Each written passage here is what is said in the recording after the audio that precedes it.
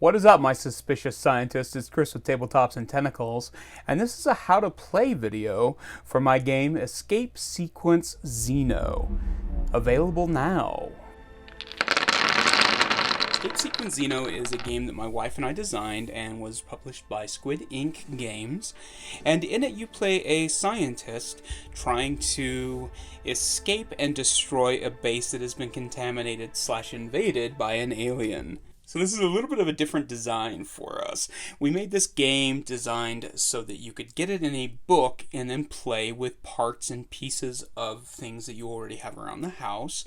Or you could buy the Escape Sequence XENO deck and use the customized deck that it comes with. I'm going to be showing you with the cards that come with the game, but you can play this with just an ordinary deck of cards and a couple of tokens if you'd prefer.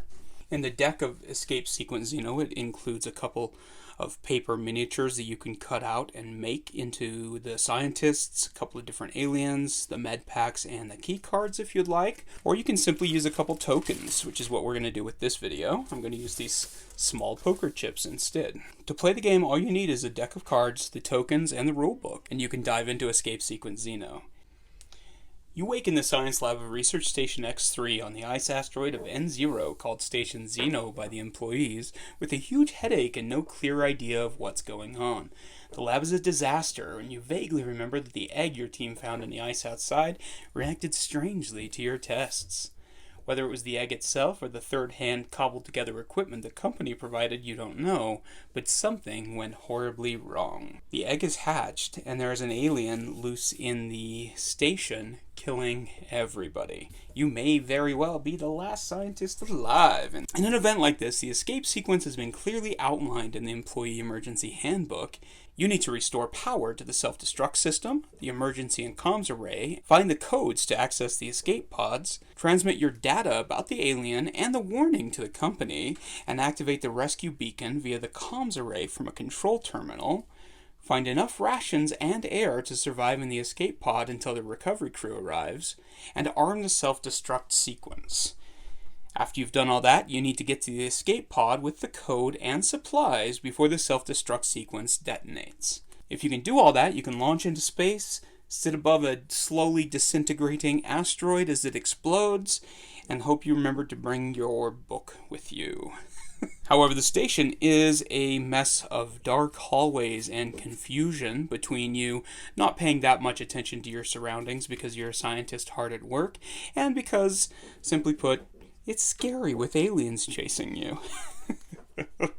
So your plan as you explored this is to find the 4 aces in the deck, turn them over and activate them via other different cards, all the while avoiding the alien who is out to kill you. To set the game up, the first thing we want to do is create the station deck. So we're going to take a standard deck of cards or the custom escape sequence deck, which is what I have here. And you're going to include the following card suits. You're going to include all of the spades, king through ace. You'll include all of the clubs, king through ace. And you'll include all of the diamond cards. You also include both jokers. In this case, the jokers represent the escape pods. And then you take the heart suit. The heart suit is a little bit different.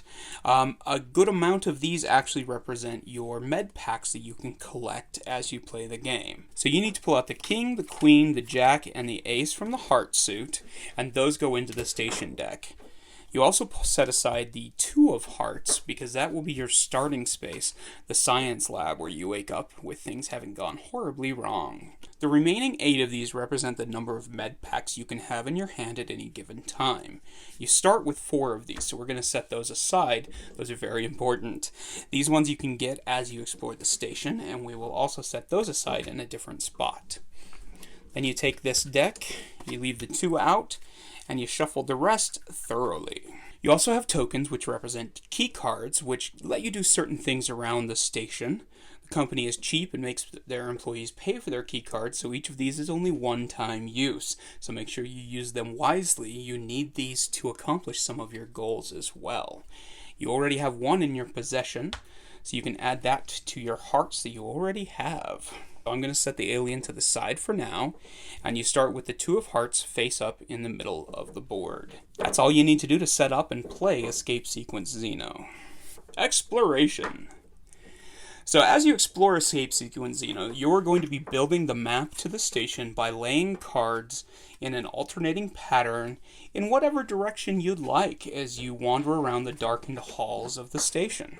Everything needs to connect evenly if you decide to connect things together, but you can continue to go as far to a certain direction as you'd like. You can stretch it out. There are also preset layouts in the game book if you want to play a game with a little more structure as far as the station setup is concerned. During your turn, you can move 1 or 2 spaces in Escape Sequence XENO.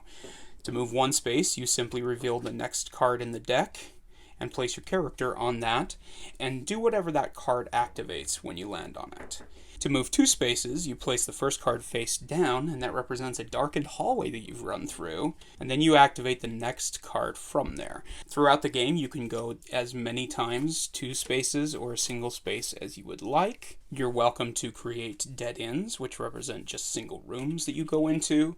You can end your turn on that room, do whatever it says on the card, and then come back over. So when you enter a room, which is face up like this, you activate that room. This represents you entering the room in the station and activating the systems in it, turning on the lights, powering up any computers and machinery. Every suit in the deck has a different effect when activated, and face cards have additional effects that trigger when you activate them. Most of these control how the alien reacts, but some may also have helpful items or pertain to your goals to escape the station. Now, it seems logical that as you explore, you would want to reveal every single room as you go. However, if at any time the station deck is fully revealed on the board and every card is face up, you've restored power to the entire station, and the self-destruct sequence activates immediately, destroying you. So it is in your interest to make sure you have some spooky darkened hallways as you travel. If you do happen to end your turn on a room that has been previously explored, unless noted in the description for that specific room, doing so does not give you the beneficial discoveries from the initial activation.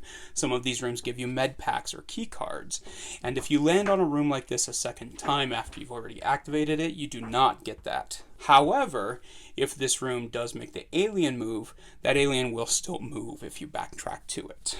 You can never end a move on a darkened hallway. They always have to be turned up and activated when you end your move on a card. However, the alien can move and will move through darkened hallways with abandon. There are no offensive weapons in Escape Sequence XENO.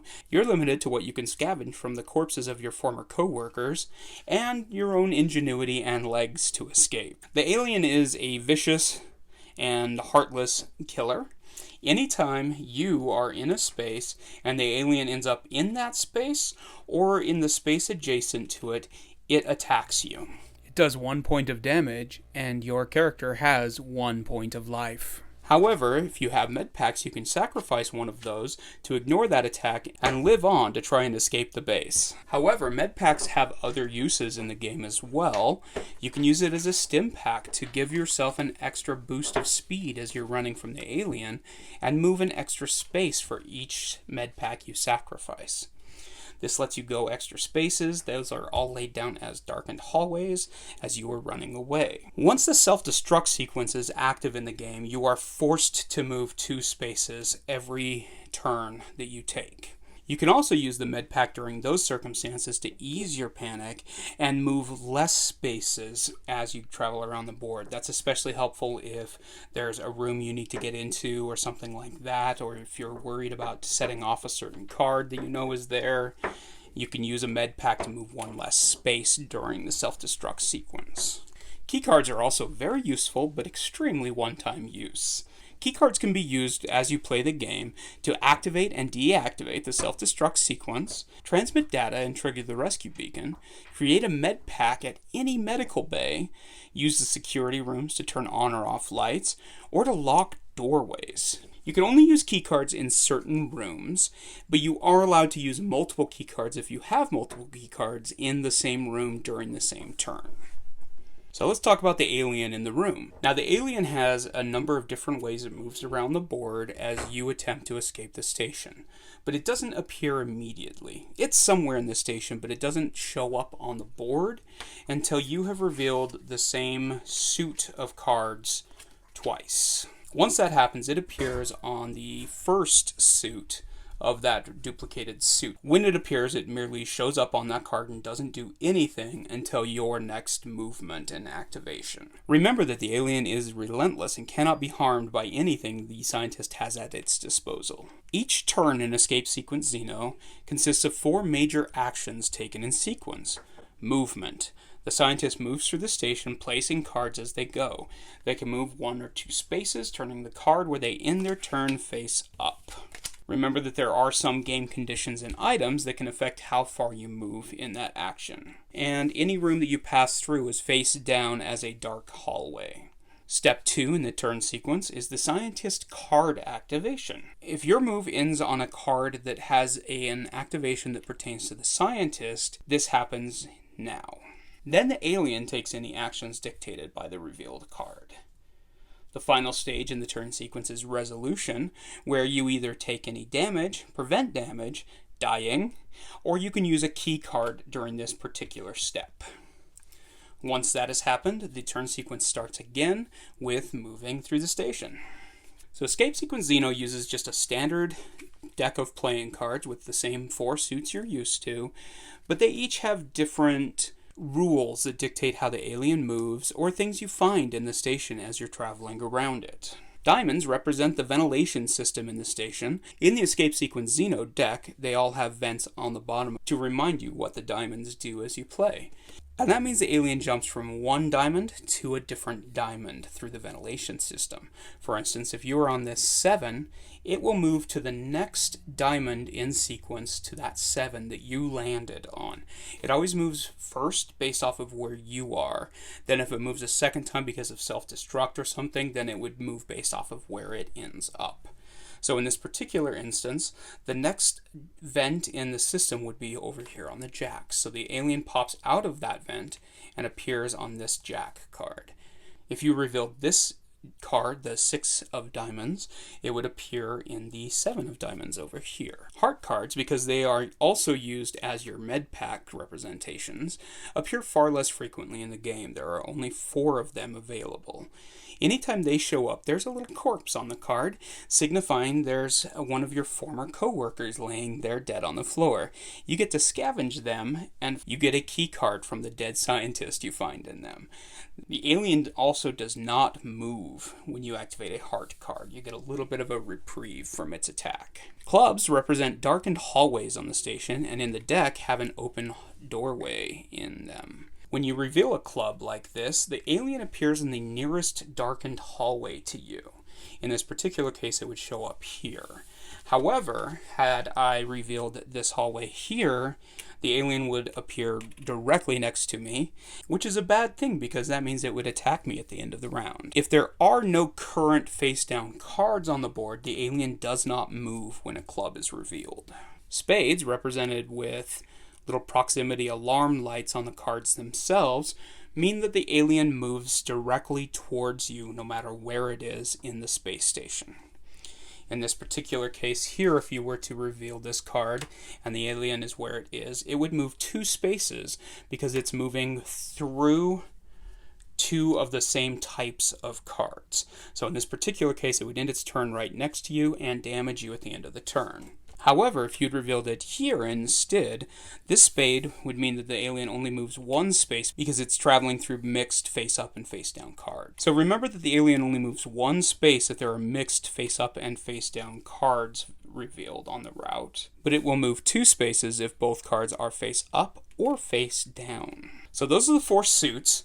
That dictates how the alien moves around. It also shows what happens as you're traveling the board. And again, if you have the Escape Sequence deck, there are signifiers on each of the cards, meaning you shouldn't even need to look them up as you play. You've got the spade with the proximity alarm to tell you it moves forward. You've got the vent on the diamonds to tell you that it comes out through the vent. The clubs all have a The clubs all have an open doorway to tell that it appears in a darkened hallway, and there are corpses all over the hearts. So let's move on to the face cards, which also have their own specialty things to them. So in addition to whatever the suit does on the card, face cards have special things that you can do when you land on them. Jacks are security rooms. The escape sequence deck all have little security cameras off to the side here to signify the jack. When you go into a security room, you can use a key card at the end of the turn to reveal a card by turning it face up and not activating its action. You can turn the lights off in a room by turning it face down. This action will be activated again if the player lands on that card again. You can lock a doorway, blocking a passage between cards. And what that does is it means the alien cannot go through that door. It's stuck there until you hit a vent or a club, making it appear in a darkened hallway or something like that. This also does, however, prevent you from using that access again, too, unless you use a key card to unlock that doorway. You can use multiple key cards in a security room on a single turn. So you can lock a doorway, you can reveal a card, and you can turn the lights off on another room if you have enough key cards to do so. Anytime you do any of those, you do have to discard that key card, and you can't do anything in those rooms unless you have a key card. Queens represent medical research stations. These little medical bays right here show that you are in a room with something that can help you. Anytime you end your movement in a medical bay and activate it, or if you go into it after it's been revealed previously, you get a med pack. So you pull a med pack from the pool and you add it to your stash of med packs.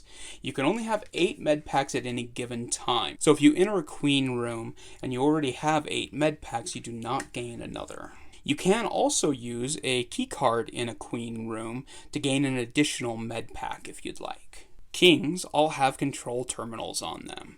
Control terminals are essential to winning the game. Control terminals let you activate or deactivate the self-destruct sequence by using a key card, or you can use a key card to activate the distress beacon and send the warning. Both of those are 2 of your major goals in winning the game, so it's always handy to hold on to a couple of extra key cards just in case you come across a king room and can activate those cards that you've revealed. And finally, we've got escape pods. So escape pods in the game are pretty mistreated in Station Xeno. They aren't stocked with anything, and they're locked so that nobody can get into them. So before you can enter an escape pod, you have to find the escape pod codes and pick up the supplies that you're going to need to survive floating in space until rescue comes.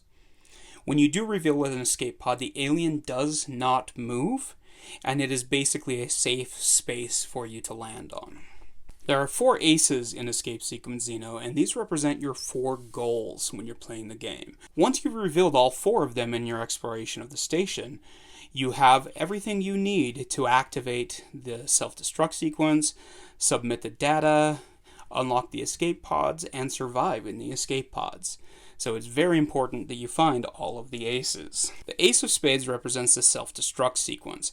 It has a little self-destruct system on the deck here with a little red button you push. The self-destruct sequence is automatically armed the second that this card is revealed. So if you land and turn it over and it's the Ace of Spades, the self-destruct sequence starts. Lights are flashing, alarms are klaxoning, and it can only be deactivated using a control terminal on a king card. Once you've revealed the self-destruct sequence, place a token on it to show that it's automatically activated when you've revealed it. When the self-destruct sequence is armed, both the player and the alien must move 2 spaces on every move. The alien performs the action related to the card twice, moving 4 spaces on a spade, or hopping between 2 vents on a diamond. The club effect does remain the same, though it merely appears in the nearest darkened hallway. When the self-destruct sequence is activated and the alien is on a vent, it uses your location first to hop to the next number, which in this case means it would hop to the highest one. then move to the next one in sequence based off of its location. So in this case, it would circle all back around and land on the 4. It doesn't do any damage until the end of its movement. So if it pops out here and then moves, you wouldn't have been damaged. You can mitigate your 2 movement requirement by sacrificing a med pack to calm down and move 1 space if you would like. If you use a security terminal to deactivate this self-destruct sequence, you take the token off and turn it face down, meaning it's turned off, there are no longer movement requirements, and it's not going to self-destruct unless you manage to reveal all of the other cards already. However, you do have to return to the self-destruct sequence location to activate it so that you can win the game. Ace of Clubs has a binder with the escape pod codes inside it. So when you do reveal it, you get one of your steps you need to escape. Throw a token on there to remind you that you have picked up one of your goals. And this card, once turned face up, cannot be turned face down. The alien does continue to use this one as a club, so the alien would appear in the nearest darkened hallway anytime you end your turn on the Ace of Clubs. The Ace of Diamonds represents the communications center. This room allows you to transmit the information you've discovered about the alien and activate the distress beacon once it's revealed. However, you must reveal this card and activate it via a king card, a control terminal, on a different turn. Once it is activated, place a token on the card to indicate that it has been activated. And once this room has been revealed, it cannot be turned face down. The alien does continue to use this room as a diamond for its movement. There's the warning you send with your data as well as the distress beacon, and both of those are activated at the same time with this. So you only have to use the keycard 1 time for this one to be activated and ready for your goals. The Ace of Hearts represents the supply room, where it has everything you need to survive in the escape pod until rescue comes. It's got air, it's got some food, it's got a little bit of everything locked away in there. Once this room is revealed, you also get a med pack and a key card from that room, and you place a token on it to indicate that that room has been explored, and this goal has been accomplished for the terms of the game. This card can't be turned face down, and it just remains there as an active location. Now, as you're playing, again, it's a heart, so you're not going to get anything when you land on it, and the alien doesn't do anything either. Once you've revealed and activated all 4 aces, triggering the rescue beacon, arming the self-destruct sequence, and finding your supplies and codes, if you can make it to the escape pod and jettison from the station, you win the game. The escape pod rockets free just ahead of the massive explosion, destroying the station and everything in it. And that's all you need to know to play Escape Sequence XENO. Probably a little more than you need to know. It's a fairly simple process once you get playing, especially if you have the deck that kind of shows you what each of the different suits does as you're playing the game. If you do have any questions, leave them below. You can find links below to find the game itself. All you need to play is just the book, which you can pick up in PDF form from DriveThruRPG, or you can pick up the actual printed book and the printed cards from the website as well. I'll leave links to all of those below, and I hope you enjoy the game. I had a lot of fun making it with my wife, and I'm really appreciative to Squid Ink Games for taking our idea and turning it into a real game that people can play a lot easier than we'd planned originally. As always, thank you so much for watching. If you'd like to support the channel, pick up Escape Sequence XENO. You can also find our newest RPG, 3-6, in links below, or you can support us on Patreon at patreon.com/deeplydapper. Thanks again for watching, and may you live in interesting times.